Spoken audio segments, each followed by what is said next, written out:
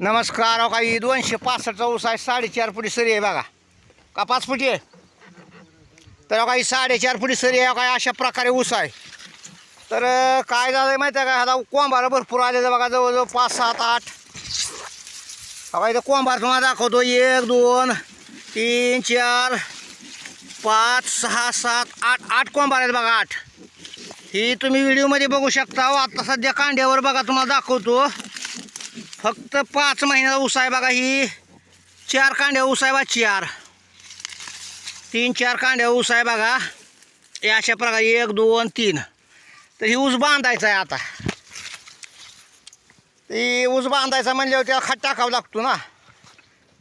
तर बघा इथं खत आणला असला बघा. ही काळ आहे बघा औषध. ह्यात बघा हे असलं आहे औषध. आणि बघा युरिया, अजून नर्मदा,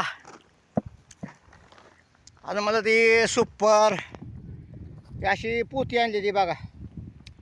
जवळजवळ 20,000 खत आहे. ही क्षेत्र आहे 1.5 एकर. आता आम्ही त्या ऊसाला खत टाकणार आहे.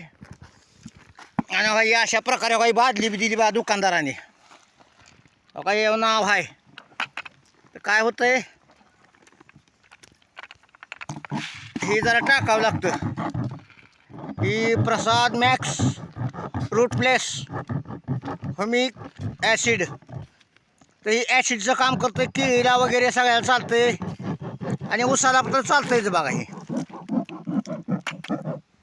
तरी पण ही अशा प्रकारे ऊस आहे. आणि गोरे गोरे गोरे यांचा ऊस आहे बघा. ह्याची लागवड काय तर जानेवारीत केली होती यांनी. आता ह्यांना कसं आहे, टाईम नाही सध्या बोलायला आता. आणि खताचे रेट वाढलेत बघा. तर रासायनिक आता खत काय परवडत नाही. तर ह्यांनी काय केलं, थोडी मळी टाकली होती कारखान्याची. हां, कारखान्याची मळी टाकली. एक टँकर, एक 10-20 टँकर टाकलेत म्हणा. आणि मी तर यांना सल्ला दिला होता कोंबडी खत टाका म्हणून. पण काय झालं, यांच्याकडे मनुष्यबळ नाही.